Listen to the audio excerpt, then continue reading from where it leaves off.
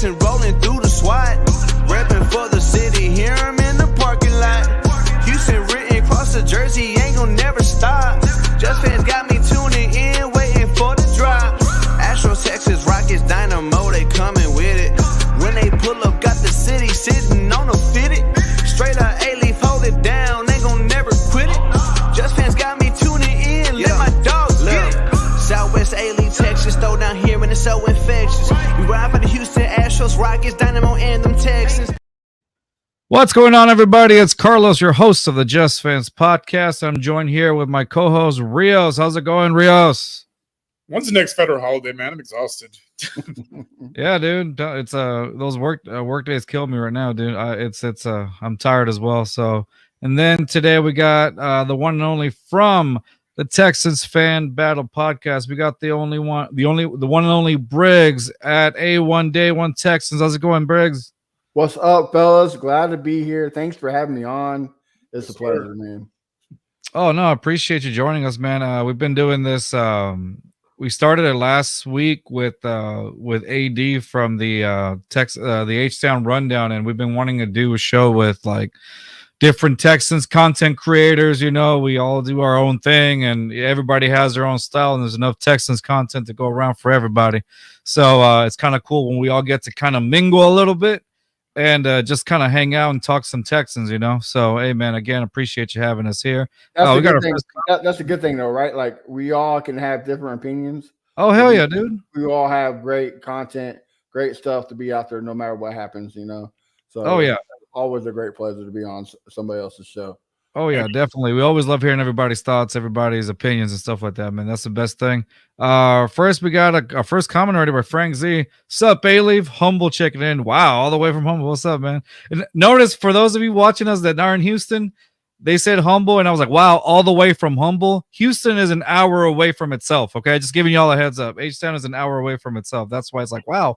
It's literally a long distance thing right there. That's what's going on. Houston's the only city you can be a long distance relationship and still live in the same city. on Sundays, it takes 2 hours just to get from point A to point B. So, damn, really? Yeah, Houston traffic ain't no joke, man. You know what I mean? No, so, Houston traffic is a mess, man. Please stop moving here. Yeah, seriously, y'all go back. Seriously, no, man. Hey, interesting. What I wanted to talk about today, gentlemen, excuse me, I said boys like I'm talking to the rest of the group. What I wanted to talk about today is, you know, I'm intrigued on I want to just kind of shed light on Kamari Lassiter, on the pick that the Texans chose at 42. And just wanted to get your thoughts on Kamari Lassiter and how you guys feel he's going to fit into this DeMeco Ryans defensive scheme or whatnot. So, and I just want to get your opinion on that first before we move on to, hey, let's go on and predict where the Texans record is going to be. So, first, I kind of I'll have some videos also of Kamari Lassiter from college, some little highlight videos or what, and then, you know, kind of go from there and see what are some potential things that, you know, now obviously based off of college, how we're going to how Kamari Lassiter's skills are going to transfer over to the next level. Okay, so now this might be an unpopular opinion, but when the Texans chose Kamari Lassiter, I kind of felt like it was I don't know if it was the pick that the Texans wanted. I kind of feel like they, you know, when the Packers, I think, traded with the Saints and the Saints took Kool-Aid McKinstry off the board, I think I believe that's who the Texans were going to go for. I think my co-host Rios brought up a point with the Alabama connection that they have, and so that might have been the guy that they were going to choose, but, you know, the Saints came in and swooped him up, and I feel like, you know, the Texans got Kamari Lassiter. So I'm not sure how, if Kamari Lassiter was going to be the overall pick that the Texans decided upon or whatnot. But nonetheless, I mean, I really don't have really much to complain about on Kamari Lassiter based on his film or whatnot. It's not to dog him out or anything. It's just like, I don't know how convinced I was. Rios, I want to get your thoughts really quick. And I know we've said it a couple of times. How do you feel like Kamari Lassiter was the overall pick that the Texans were going for, or do you think that they had to pivot somewhere else? Honestly, I don't think he was at the top of the draft board. I'm sure he was on there, obviously, but at the top, they probably had not Nate Wiggins, excuse me, Quinion Mitchell probably is the top guy in the corner, the top corner on their board. Okay. And so when all these defensive players fell in the first round, I'm pretty sure they were trying to move up back into the first to try to select them. Obviously, it didn't work out, so I think they were just fine sticking with basically whoever was left at pick 42. And, like I said, it basically is going to be a combination of either Nate Wiggins or Kool-Aid McKinstry, Cooper DeJean, or Lassiter, basically who's going to be left. And I guess they were fine with, any one of those guys following them at 42. Okay. What about you, Briggs? What do you think? What were your thoughts on? I have to agree. Like, look, Lassiter is probably the last guy on the top of the best corners in the draft, right? Like the top 10, and there's a dramatic drop after that, and then it gets a little bit better in the later rounds. But after Lassiter, you're kind of, I don't know about that, right? So I think they did try to move up, but Nick Smart, if it's too much, he's not going to pay what he don't think it's worth. Like if you don't think it's worth it, he's not going to do it. And the good thing is we're not in that place no more where we have to trade up like we were last year to get Will Anderson. Like we have to make that splash change to change the culture, to change this identity of the defense.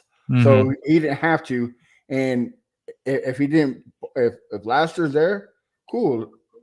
Lassiter's there. But I do think Cooper was the guy and Kool-Aid was the guy. But of course, those two guys are the ones that Kool-Aid went 38, 37, and then I think he was before, like immediately the pick right before the Texans chose. I think he was at 41. The Saints jumped to Texans. Yeah. The Eagles picked Cooper DeJean. Right, and then the Saints went and picked up Kool-Aid right before us, right? Yep. Right, correct. Yeah. So I think it was Cooper, but then when the Eagles picked them at, like I said, 37, somewhere around there, that ballpark, and then the Saints knew that we were probably going to snag them. They jumped up and grabbed them instead. So, hey, I'm happy with it. Yeah, I'm not like upset at the pick either. The thing I like about what I really do like about Kamari Lassiter is that intensity that he plays with, looking at some of his film, obviously he didn't really have interceptions, but then again, at the end of the day, could he break up those passes though? He is on the ball. He tracks the ball incredibly. He has a high football IQ, like I've said in other episodes. And the way he tracks the ball, the pass deflections or whatnot, he gets in between. He disrupts the receiver, and that's what you need, Now, he might not have been the fastest, of course. This is based off of his 40-yard dash or whatnot. I think he registered at 4.64, something like that, 4.64. And so not the fastest at that, but the fact that you can, disrupt the ball and make the receiver feel uncomfortable. Those are just mind games that you can kind of play with a receiver, and it gets in the way. And I think that's the type of playmaker that the Texans desperately needed. The questionable is like where exactly he fits in the system, where they're going to put him.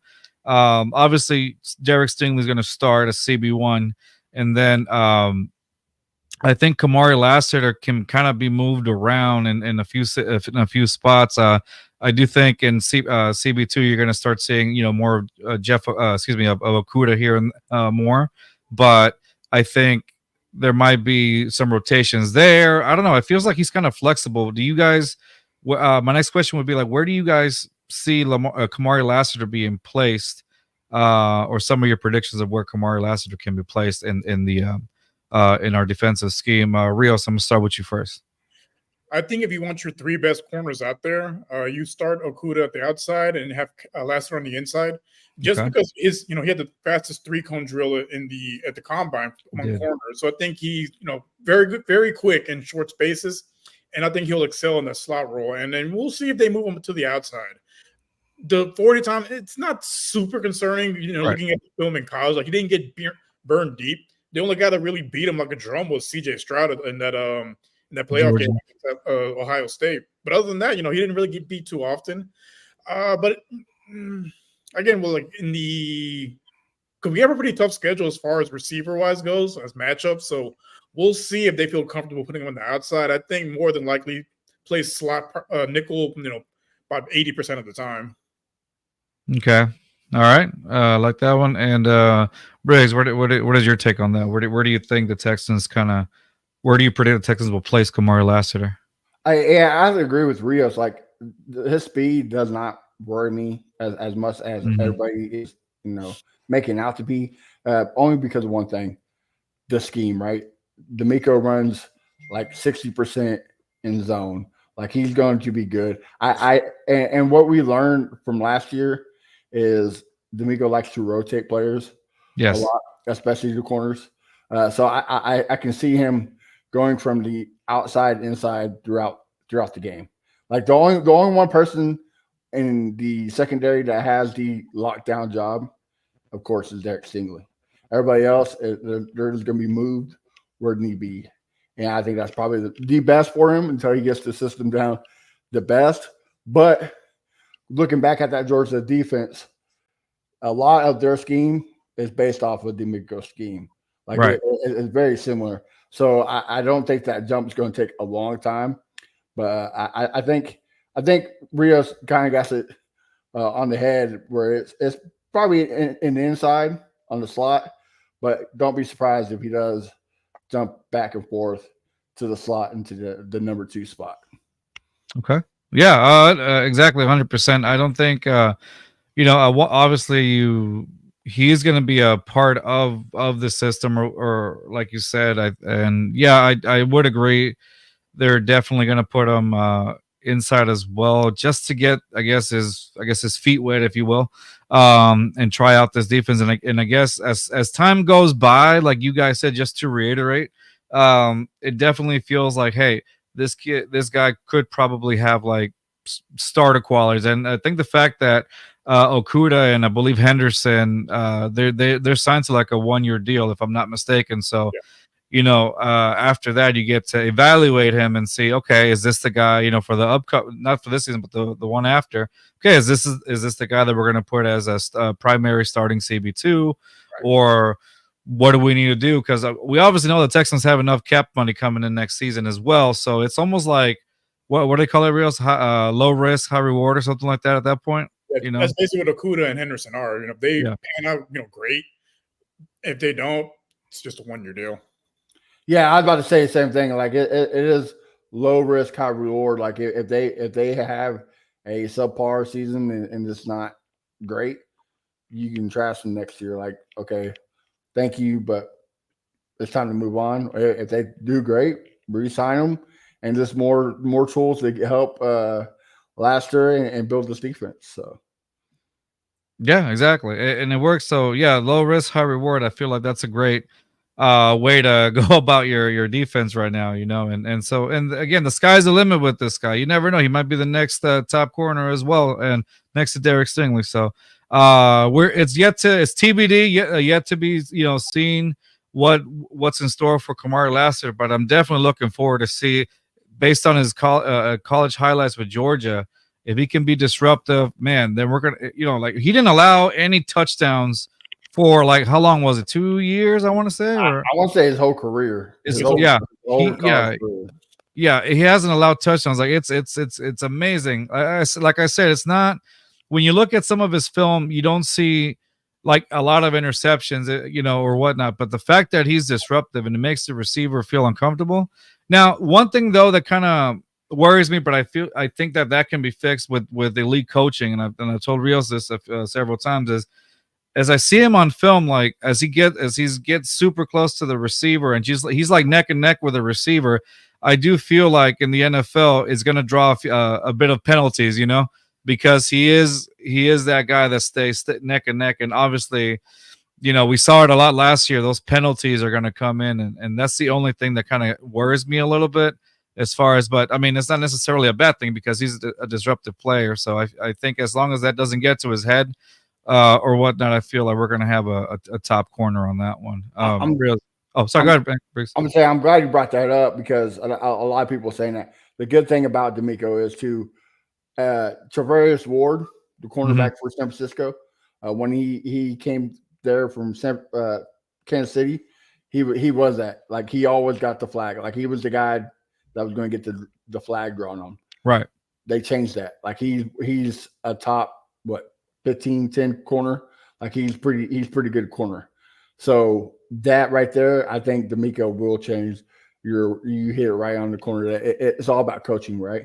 Right. And you have a good coach in D'Amico, and you got some good backfield coaches as well. So, and that's the thing. Like, I do feel like as obviously as the years have gone by, there was really no room for optimism.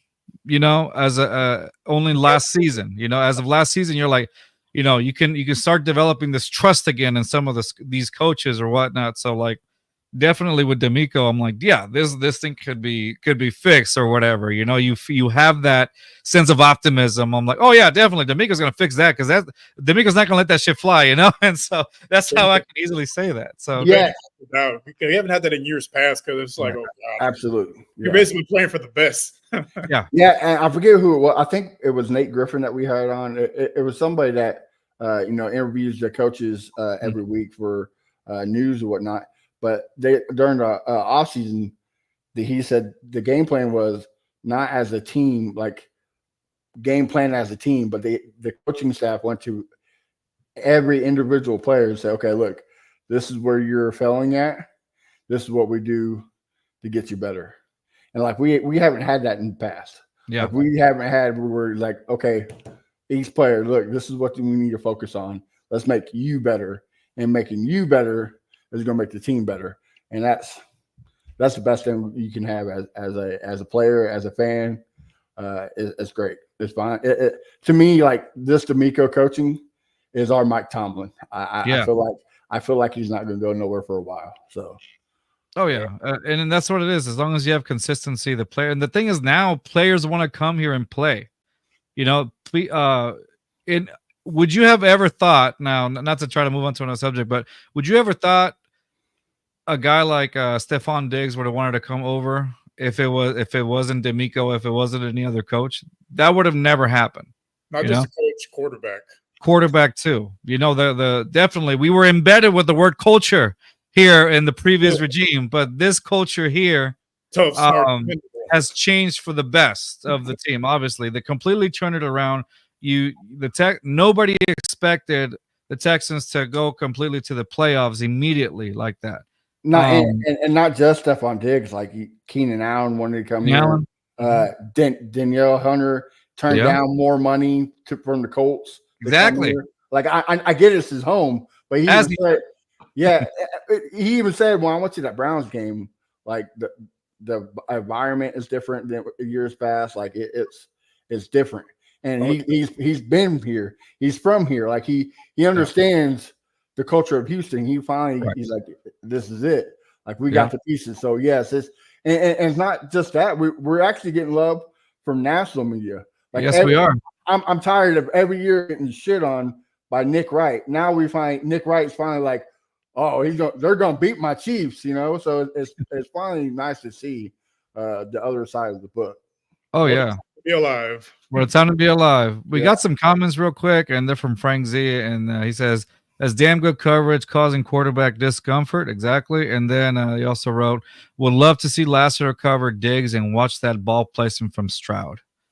Stroud did give Lassiter a run for his money during that Georgia Ohio State game. He beat him like a drum. He was consistently picking on him, but again, he's not going to go against CJ Stroud on game day. Right. So.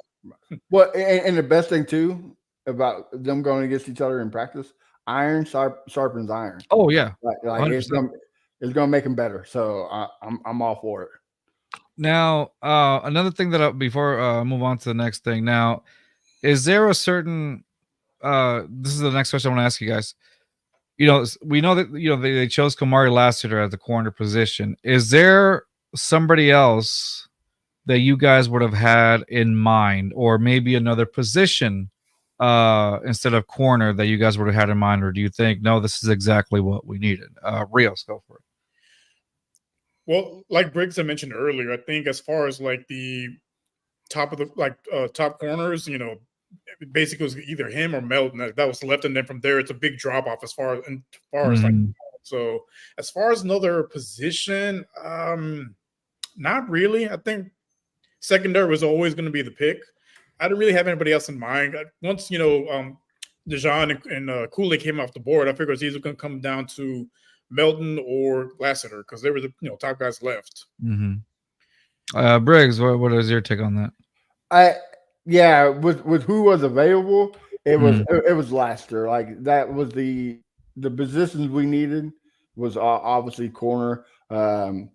So Newton was gone, Fisk was gone. Like guys for defensive tackles that we needed, they were gone. Safeties you could have set back. Obviously, we did in the third round. Look, do I wanted a better running back other than what Jordan? I think Jordan's going to be great for us, but do I want a higher back? Like I wanted Will Shipley. I think Will Shipley is going to be a great running back. It gives me Austin Eckler vibes that can stay on the field, and that's not diva. But I don't think second round, third round's where you go for it. So I think Lassiter was the pick with the talent available. Okay, that makes sense. Yeah, I'm from on my end. I would agree with what we had available. I think we all in unison can agree. They with what they had available and what was left on the board, that's definitely who they had to pick. Again, I still stand in. I still agree. I still stand with, hey, maybe that's not who they wanted, but that's who was available, and that's who best fit their scheme as well. So. I'm happy with the pick, and I look forward to seeing Kamari on there as Kamari Lassiter just develop, with the environment and the culture he's got going around there with D'Amico and the guys. So definitely something to look forward to. All right. Yeah, there you go. Almost another one says Tyson Santos says, damn, it feels good to be a Texan. And that's the thing, kind of going back to what you guys said real quick. The national media, we're gaining some attention. We may actually have more prime time games that we've had in quite a while. Last season we had zero. Well, if you count the Colts, we had one. But that's right. Yeah, I agree with you. As scheduled games, we had zero. You're absolutely right. Yeah, and that's because like I said before, nobody expected the Texans to jump up that to where they were, and how do you call it? And that's the overall cause of it. But now that they've garnered some attention, they got guys like Stephon Diggs, Joe Mixon. You have an offense that's just ready to thrive, under the second year of CJ Stroud or whatnot, and the culture change that has happened and revitalized this team. And then you got on top of that, you got the new uniforms that honestly I thought, because everybody likes to complain about uniforms, especially the Broncos, which they deserved it. They like to complain about uniforms, but overall, yes, of course, you had the haters. You had people that talk shit that they always the main thing they always go to. Oh, those look like arena football uniforms or whatever. I get it. That's always going to be a thing. But overall, like even on Twitter, I didn't see a lot of people complain too much. I mean, you saw people complain, but it wasn't like an overall negative response like it was for the Broncos. Yeah, it wasn't an overall outrage of fans. It was more like yes, complaints of course, but nothing where it was like an overall majority of NFL fans complaining about the uniform. So you have all these things brewing. Obviously, you become a target of players wanting to be here and more fans. So obviously, you're going to see more fans come up, and the fact that you can now talk up and be proud to wear the colors as opposed to be like, oh, Jack Easterby, all this other stuff that we shouldn't, the guy that should remain nameless now. But it's been a great change, and I think now it's the time to, if you're a Texans fan, it's a great time to be a Texans fan. So that's always the best. So I wanted to kind of look at some film of Kamari Lassiter before we go on to like, hey, let's predict what do you think our record's going to be this season. 17-0. Calling it now. I'm just kidding. 17-0. Super Bowl. You get the Super Bowl tattoo like every fan does. Yeah. There you go. So I have this highlight reel of Kamari Lassiter, and you guys, give me 1 second. Let me share it. And I just want to see it for if anybody is watching. By now most people should be familiar with Kamari Lassiter's highlights, but in case this is we're gonna watch maybe like 2 minutes of it or whatever. But y'all see the camera, right? No, Or the video? Yep. All right. So this is kind of some of the stuff that I want to see. Oof. Look at that. You saw intensity. Like that's like what like D'Amico's looking for, that swarm style defense where it's like you're on it, no extra yards, almost like remember the Titans. We blitz all night. Look at that. And that's the good thing about him. Like a lot of people sleep on is the ability to like right there stop the play from happening. Yeah, the disruption. Right. But also the run game. Like he is a force in the run game, and that's what D'Amico looks for. Is he doesn't want a shut down corner. He wants a guy that can stop the run, that can disrupt the passing game, that can blitz. So like he wants a package, and I think Kamari is the guy. Is his speed there? No, but his play makes up for it. Like right there. I mean, it's the intensity too. Like look at that. Like a deep route didn't get beat. Like I said, he doesn't concern me too much because he's very, very quick and based off his 3-cone drill time. Yeah. It's like these are like I love these highlights of him, and it's just like I didn't see, like I said, interceptions, and it's totally fine because you could disrupt the pass. You can make a receiver uncomfortable. That's all that matters. Right. Look at that. Dude, that intensity, dude. Look, he's hyped up. That's what I want to see. Well, I think his stats of the year were I think he only allowed. Don't quote me. I'm not 100% knowing, but I think it was like 25 receptions on 145 yards. Like that's crazy. That's insane. Yeah. No more than two. Yeah, no more than 2 receptions a game. Receptions a game, yeah. Yeah, like if you can do that in the NFL, I'm sold. I'm sold. You know what I mean? Like so, it's just a small product size of what we're seeing. I think he'd be. I think he'd be the next big thing for the Texans defense. I think so too. There's a lot of potential here. There's a lot of potential that. That's a dog. DAWG. DAWG, no pun intended, because it came from Georgia, but still, like he's a guy that you definitely are going to look forward to seeing over the, during the season. I look forward to seeing this. Well, and you mentioned that swarm mentality, like that's what Georgia teaches, right? They don't teach the swarm, of course, but they teach like the dog mentality, like go out there and give all you got, like. Be disruptive, and that's the same thing. The swarm is just more, a collectiveness of disruptive. So he already has that mentality. Like I need to be out there and be a dog. So like it's a no-brainer pick at 42. Yeah. Like I said, I'm happy with the pick. I really am. That was the only thing I wanted to address. I'm like, I don't think that was the first pick that they wanted, but honestly, it's still a good pick. It's a good pick for the He fits what they do defensively. What was that, Riz? He fits what they do defensively. Yeah, exactly. And that's right. what I like. And it's something you have to pay, because the bad thing about being good is other teams don't want to trade with you without trying to fleece you. Yeah. So if you can get this guy at 4-2 and not trading up and give him an arm and a leg, then so be it. Like, Cooper DeJean and Kool-Aid might be better. Nate Wiggins, they might be better, but hey, for what we got them as a value, it's great. I'll take it. I think most teams realize if they traded with Houston, they're going to be picking, the lower part of the rounds. They're not going to be picking, at the top of the first round, top of the second round. They're going to be picking at the bottom. They're like, they try to tax us a little bit, and Casario smart enough, like, nah, I ain't going to, pay that. I'll sit where I'm at and take best player available, and hey, we got a guy. There you go. Frank Zero, Lassiter is a ball hog. Stingley plus Lassiter equals lockdown. And then Tyson Santos just put a bunch of locks on there. Agreed. Definitely. Yeah, he wore the lock chain, like injected veins, man. And like you said, Carlos, the interception ain't there. And I seen fans that didn't want this pick. They're nitpicking.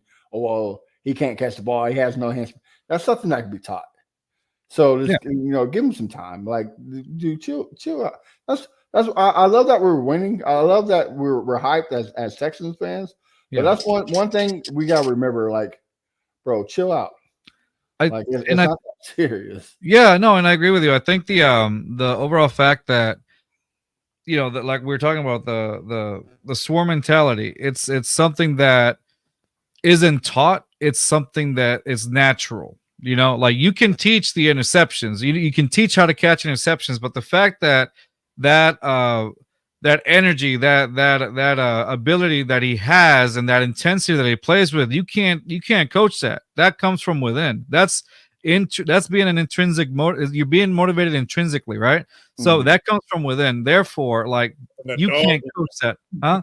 That's the dog in you. That's the swarm, whatever. So I want to see him bang his head like that. Not too much, because CT. I want to see him.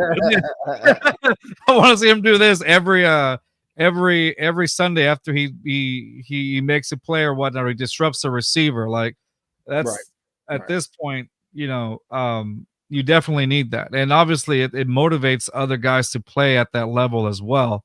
You see one guy doing it, everybody else is going to copy that mentality. And so why not? Well, it's positive. With this being the second year of D'Amico and Nick drafting, like, and even in the whole free agency as a whole, like, you can see the type of players that they want. Right. They want leaders. They want high and like, say what you will about Stephon Diggs. Yeah, he might be a diva. He might throw his fits, but when he's on the field, his intensity is another level. Like, his motor is another level. Will Anderson, CJ Stroud, like, we are probably all seen it when him and Micah Parsons on the draft day, where, like, he said, "You never seen the killer." He's like, "You're sitting on the couch with one." Like, that's the mentality that they're looking for. Like, all the draft picks so far that they got, it gives me that mentality. See, when he said that, like, I promise you, I was like, whoa, that's who I want to see out on that field. I want to see that mentality out on that field. That right there, I was like, all right, that's exactly what I want in my quarterback. Not like, just he has a fucking wolf in him. right, alpha, right? The you look at the alpha definition, and it's CJ Stroud. Like, but the thing that like last year, I knew CJ was our quarterback. I knew he was going to be good and But what really sold me, like, okay, this is the guy for generations, was on the Pat McAfee show when they just had Stephen A. Smith, and he said nobody can stop him. Nobody can stop the Browns. The Browns are gonna beat everybody. And CJ Stroud said, "All right, bet." And he went out there and dropped 40. You know what I mean? Like, he's like, "Hold my beer, I got you, bro." Like, yeah. That's, I was like, "Bro, that's it." But that's my quarterback. Like, that's this guy. This guy is the legit thing. Like, I get it. It's his second year of the season, but that mentality, like we've been preaching, that mentality, like, there's something you can't teach. Everybody said he's going to be a horrible pick because of the S2 test. Like, he's not a test taker. He's a football player, and it's showing. You know what I mean? Like, I love it. No, I love it. On him was, I was at the Tampa game, and man, just that comeback. No kicker. You don't really have much of a running game, and didn't matter. Yet, like 25 seconds to go, 75 yards? No problem. Right. And like, we all can agree, right? Like, we have never, ever said as Texans fans, when we're down by 3 points, 4 points, whatever it is, within one score position with a minute left, we're like, oh, we can win this game. Yeah. We can finally say that. In years past, with the man who should not be named, Matt Schaub, TJ Yay, all those guys, we didn't think that. Yeah, we're like, well, we're down. I guess that's it. Time to leave the stadium early. Get a beer on the way out. See you next Sunday. See you next Sunday. Oh, and not just that, though, with the coaching staff, too. Like, we're going to run the ball 3 times and then pass it. Like, Well, it was very predictable. It was very predictable of what they were going to do. Even, like, I want to say, even after a while when we had Gary Kubiak, it was either going to be a run with Foster or a pass, and it was like he had lost that ability to towards the end of of his tenure here in Houston.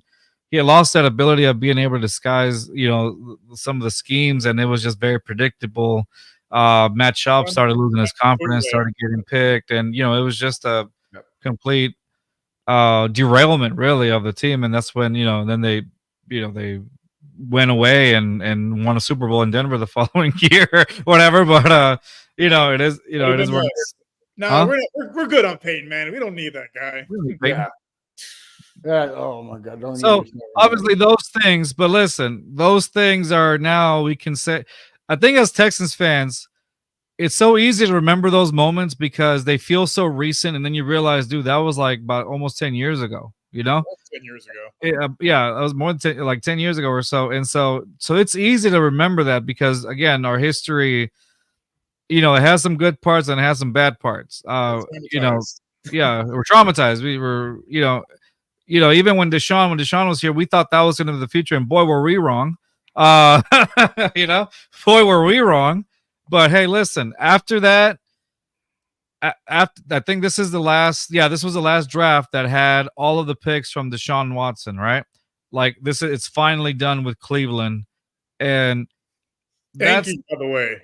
Thank you, Cleveland. By the way, like you got so many things with those picks. I mean, Kenyon Green, Dameon Pierce, Will Anderson, C.J. Stroud. You got so many pieces now that contribute to it. Maybe Kenyon Green and Dameon Pierce. That's a little bit up in the air right now, but overall, I think even Stephon Diggs was part of that also, if I'm not mistaken. Some had to do with some of that. And it turned out to be in our favor, which was great. So overall, it's like a blessing in disguise, and that's what it is. Even though it didn't seem like it, even Lovie Smith going for it and getting us into the second pick. It would seem like a blessing in disguise, bro. Yeah, it was a blessing. Build a statue of Lovie Smith outside of NRG Stadium right now. Right next to Andre Johnson beating down Cortland Finnegan like that. There you go. Exactly. I want that, and I want the majestic beard along with it too. Right. I want it like a chia pet where it grows and you get to every once in a while. Yeah, you rub it for good luck or whatever. That's what I want. Yeah. I have a friend who is a Washington Commanders fan. Yeah, and he's like, man, how does my team do a turnaround like the Texans? I was like, well, you gotta get a sexual predator on your team and trade them to another team and get banked. You know what I mean? That's how it is. Like if it wasn't for look, you gotta call a spade, right? Like if it wasn't for Deshaun, we're not here. Like if we don't make that trade to Cleveland, hold on, we're not here. So. Like I hate the guy, but thank you, man. Yeah, hindsight's 2020. Like, when he was drafted, we thought, oh, this guy's gonna save our franchise. In hindsight, kind of look where we're at now. Yeah, absolutely. I mean, which gets me to this comment we got. Let me show it real quick. We are creating a dynasty where the Texans going to win the Super Bowl this season. This is the best Texans team in history. We're going to have fun this year. Everything is possible. I love the optimism. Yeah. Well, I agree with it. I was right before this podcast. I was talking to my buddy down there in Houston, and I told him the same thing. I said, "This is the first time that this team is actually both complete on both sides of the ball. Like it's either we have a good offense or a very good defense. Like we never had a mixture of both. Right. And again, like this is the first time as a Texans fan, I'm extremely excited. Like I've been a Texans fan. I've been excited for seasons past, but this is different. Feels different. Exactly. Like and what a better way to feel different than New Jersey's. Like let's rock it out. Let's do it. So exactly. I love it. I love it. Imagine going to the Super Bowl, winning it in the H-Town blue jerseys to rub it in Tennessee's face. That'd be hilarious. Die, happy man. Look what you couldn't do. Anyway, so all right. So Tyson Santos brought up something that I do want to talk about, and it's says, who do y'all have us opening up against? So, you guys actually put up a predicting schedule. Is that correct? On y'all's on Texas 20. Excuse me. I apologize. On the Texas Fan Battle podcast, y'all put up a prediction of the schedule or whatnot, and I want to get into that. But before I do, we put up a stat a while ago, and it was well, not us, but like in our other show. We have more than one show. It was a stat that mentioned the Texans schedule is this season. What's going to make it a little challenging is the fact that this particular schedule coming up for the Texans is not going to be an easy one, and that's going to be something that I personally like. I do want to see this because it's you're going to see exactly what this team is really made of. You know, with the picks that we get with CJ in the second year or whatnot. So one of the here are some of the here's a stat really quick that we posted on our other show. Give me a second because I had it on my phone and got erased. Give me 1 second. And it talked about the Texans facing give me 1 second. I have it here. Sorry, guys. I had it up here, and then it just kind of went away. Technology. Playing the first place schedule is one of the tougher schedules in the league. But, what happens when you win your division and, you go to the playoffs? Yeah. Okay, so here it is. So I put the Houston Texans have a challenging schedule in 2024. 7 games will be against teams who went to the playoffs in 2023. Not to mention the Texans will play 11 teams that went over 500. And I asked the question, how successful will the Texans be? And so that's what that's where the challenge lies. But again, this is what proves our team. This is where it's really where we're really going to see, hey, what are we really made of? We got all these offensive weapons for CJ Stroud, even coming in from Ohio State, Kate Stover, which is also an offensive weapon for CJ. They have some chemistry. And any weapon that you can add to CJ is just another weapon in his arsenal, and that's not a bad thing, along with Stephon Diggs, Joe Mixon, and we're going to see how all these pieces play out throughout the season. Now, with that being said, now that we know, so I want to pull up what you have here. I think you put it up here for us, Briggs. This is the schedule. Like, this is the predicted schedule from you guys over there at Texans Fan Battle. Okay, so y'all said this is Crenshaw's. I'm sorry. Okay, so this is Bo Diggity. Yeah, Bo's. Okay, so the prediction is week 1 Jags, week 2 Jets, and then as you can see, he got the Cowboys as the Thanksgiving game. See, and a lot of people have that, which would make sense. I'm one of those. That would definitely be, because that the Cowboys game. Now we only face them once every 4 years, but this is one of those. I think because of the you get an extra NFC team, right, or something like that. Well, the first place schedule is the first place. Yeah, the first place. So and that's why we get the rarity of seeing the Cowboys for in one of those.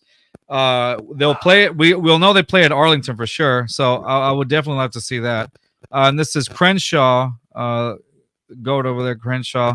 This is his prediction. So he's got us starting off with the Lions and with the Lions for week 1. And I think Bo had the Jags, right? Correct? Yes. Okay. And Crenshaw said the Lions. And let's see. And this is mine. And yours, you had the Chiefs immediately. Wow, right off the bat, huh? I mean, why wouldn't you, right? Like, if you want views, like here's my whole thought to this. You want views, right? CJ Stroud and Houston Texans is what's going to sell you. Like, everybody's excited about CJ Stroud. Yeah, GOAT versus the up and coming GOAT. Like, it would make sense, right? And then so y'all gonna love that. I got week 3 being a Monday night game.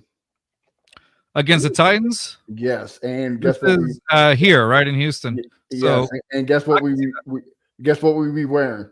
Exactly, that color rush. Yes, absolutely. Did y'all see that? I think it was John McClain asked Hannah today. Yes, I did see that. would you about the colors? And she's like, what does it have to do with anything or whatever? It was like a sassy answer, but maybe it's just me. But you can tell, like, oh yeah, we're definitely gonna wear that shit. Oh, You know, yeah. like Well, we're you we're can see gonna the way return the favor. you see the way she looked at Cal, like they both chuckled, like, yeah, it's Right. it's That a shit's wrap. You know, yeah. And I got the Cowboys Thanksgiving, like like Bo did, because you got brother versus brother, Yeah, and then look what's going on with CJ and Micah, like the CJ and Micah tour. it's like they're advertising it in a way. They're Exactly. Mike is the future Texan. Yeah, Absolutely. Oh, Like, yeah. yeah. And then I also think the Buffalo Bills game would be a Christmas game. I could see that. That's a good one too. And so I got me for 4 primetime game. I think the Dolphins might be a primetime game as well. But don't be surprised if week 18 doesn't get flexed again. So looking at your schedule, since you're here with us, Briggs, I want to look at the schedule, the teams that we have going off against. I want us to make a prediction really quick and see, what do you think, based off of the teams that we see here, what do we think our record will be this season? You can tell me which teams you feel like they're going to lose against or whatnot. Rios, I'm going to start with you because we usually leave our guests at the end. Rios, what do you think are... Actually, no, I'll go first, then Rios, and then Briggs. I think, based on this schedule, I think the Texans go 11-6. Oh, okay. I think they go 11-6. I think the schedule is a little bit tougher. I could even go 12-5, honestly. But I think to be in the more careful position, 11-6. And I say this every season: we're going to lose games that we're not supposed to lose, and we're going to win games that we're probably not supposed to win either. And it happens. You see it so frequently. Rios, you brought up a Tampa Bay game last season. Usually that would have been a loss in our book, and we ended up winning that based on how the game was played. And yet there were games last season that we won that kind of blew us out of the wind, like that one, like Tampa Bay, and games that we lost that we should have won. Like, I'll give you an example: the Jets game. The Jets game, we should have won that one. We really should have, but CJ was, for lack of a better word, he was concussed and playing out on the field. And then the Jaguar game, I think it was the second Jaguar game where we had all the penalties that started coming in or whatnot. I think that one should have been a win also.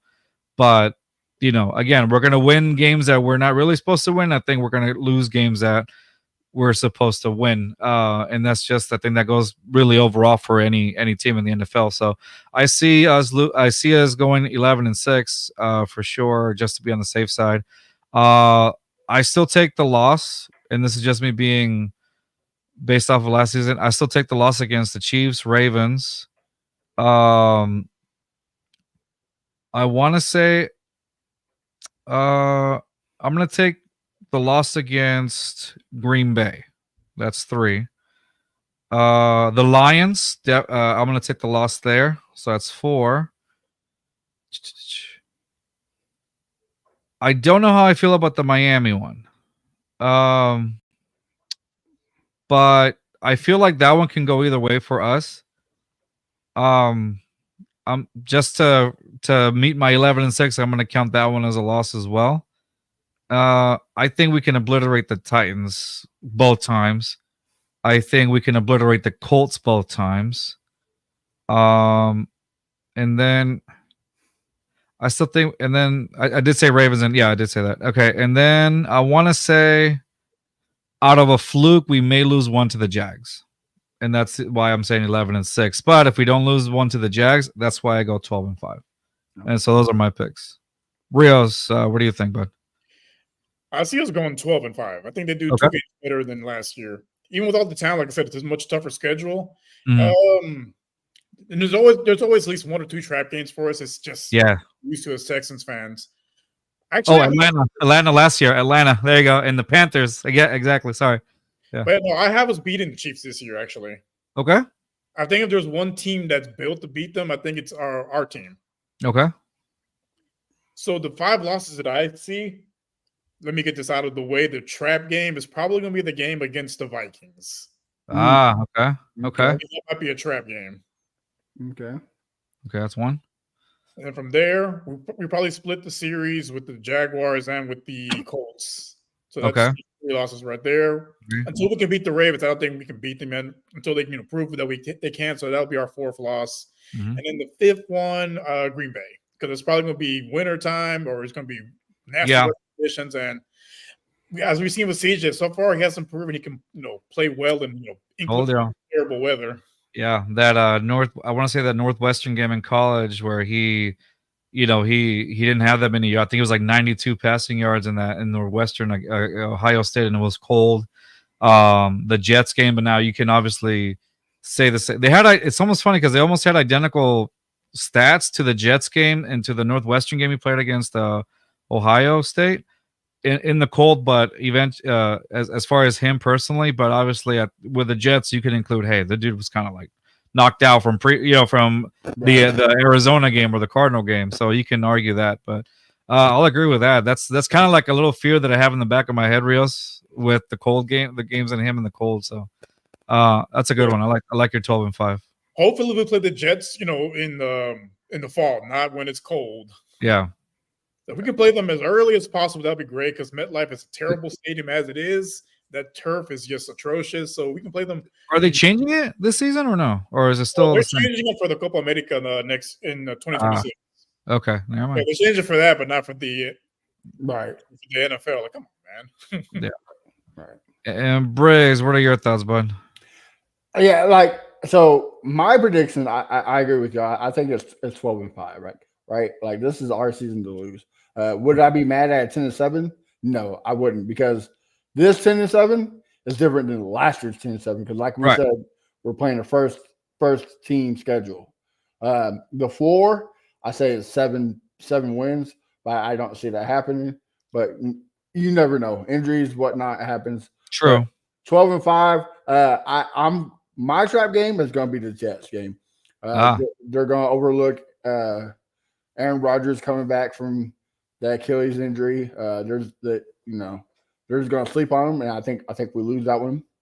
I think we sweep the division besides the Colts.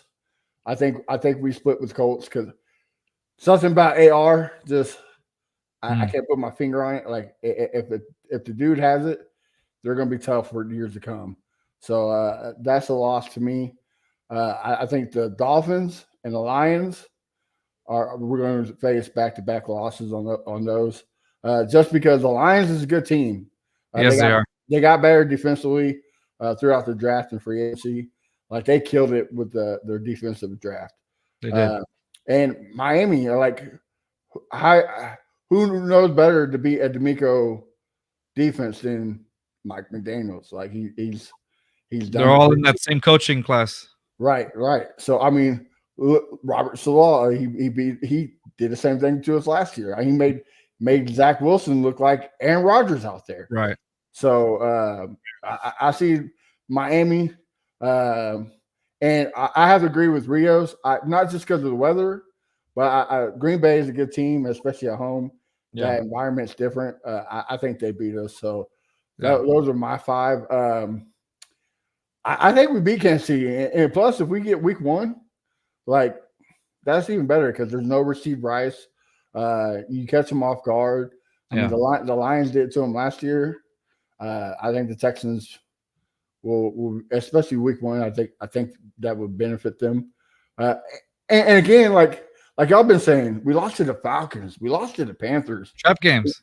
Right. We beat teams we shouldn't be. We shouldn't be worried about these hard teams. Right. We should be worried about the teams that we were supposed to beat, because those are the teams that we lose to. Like teams again that's over 500, we're solid.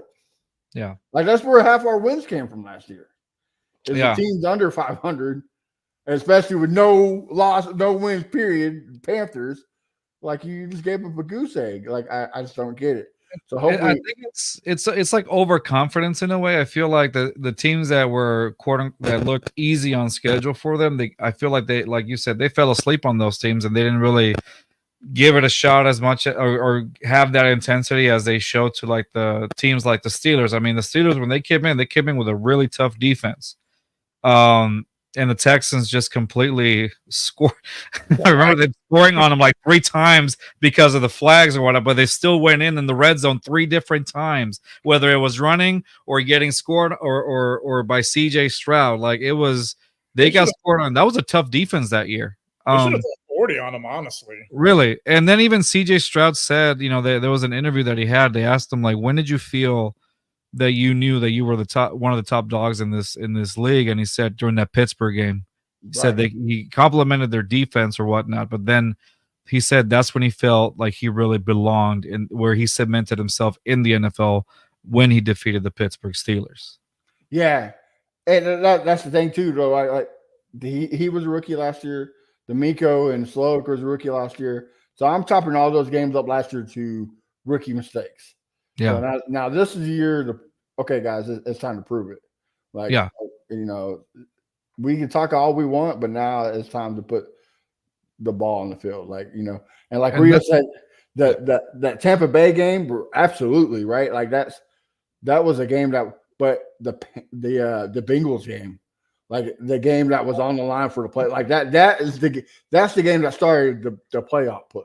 Yeah, and to me, that's what makes me like. Am I worried about the schedule? Not so much, just because I see what they do when it's time to get crunk. Like it's game on. Let's get going. So Frank Zero 12-5, and then he said, "I really like Blake Fisher and Ladarius Fisher, and think they both will see the field." I agree. Next week we're gonna go dive a little deeper into our second draft pick, Blake Fisher, and do some little things with him along. Next week we'll have V from Texans 22 or whatnot, and then the guys from Texans 22, and then it says, "Make no mistake, the ops are shooting bricks to play the Texans." It's true. Like this is a team that should. Yeah, this is a team that should be feared. This is a team that.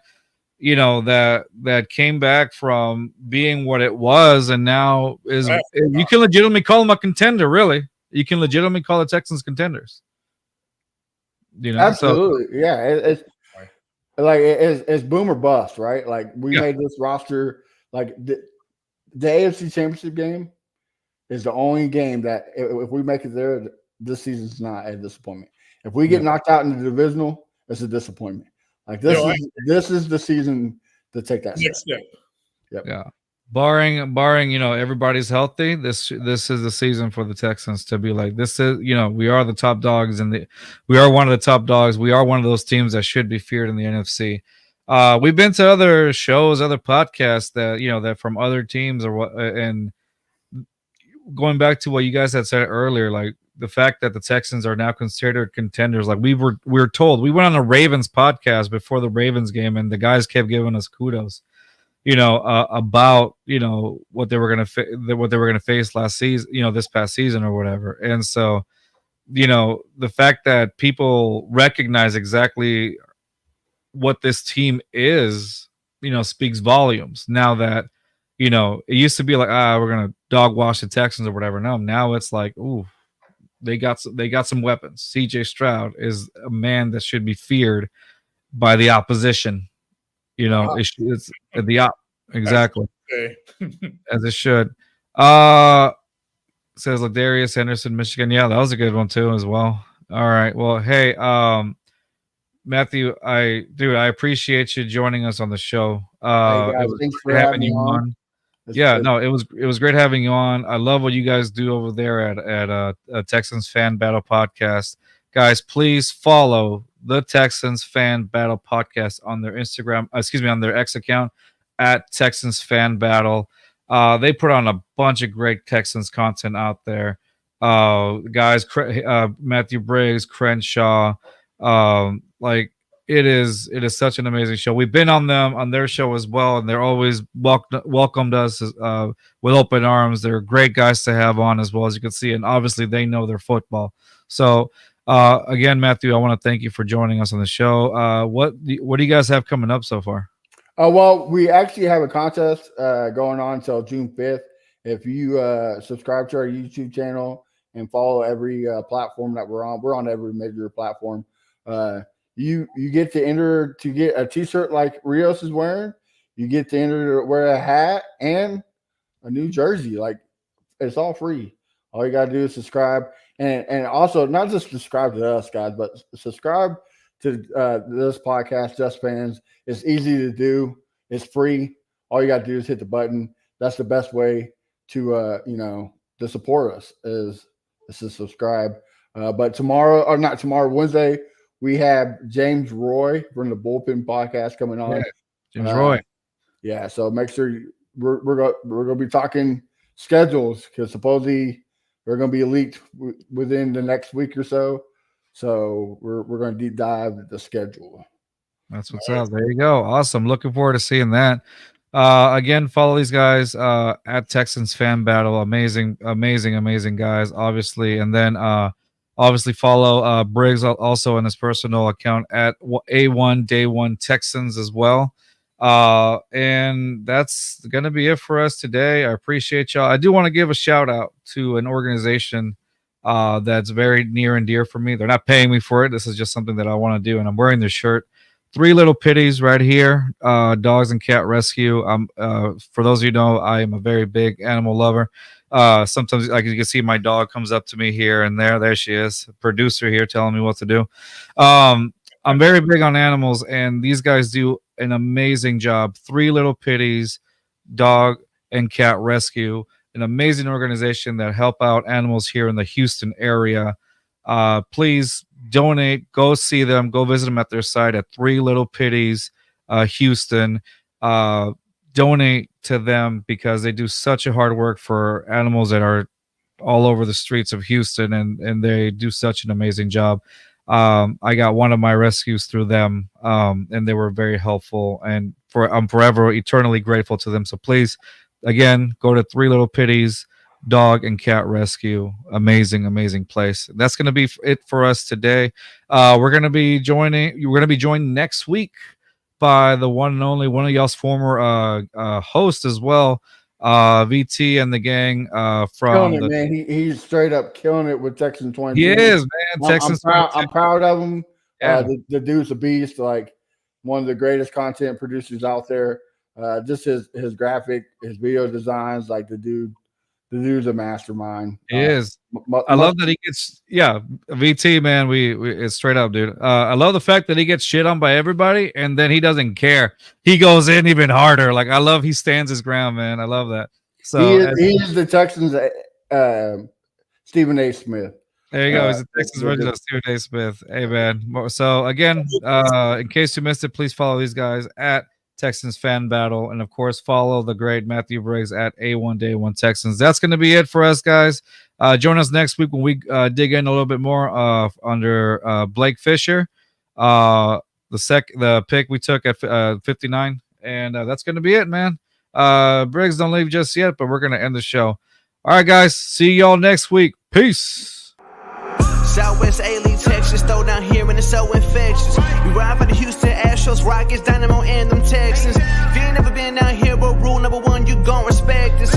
Just fans in my speakers, new one drop, they bout to bless us. I might right through the SWAT, playing just fans right through your spot. Look, and I don't know what you thought, but right here, dog, we gon' rep the squad. Got HU, I might fit it, then on my jersey, you gon' know where I'm from. This Houston, Texas, still rolling heavy, stay rapping, baby, we ain't never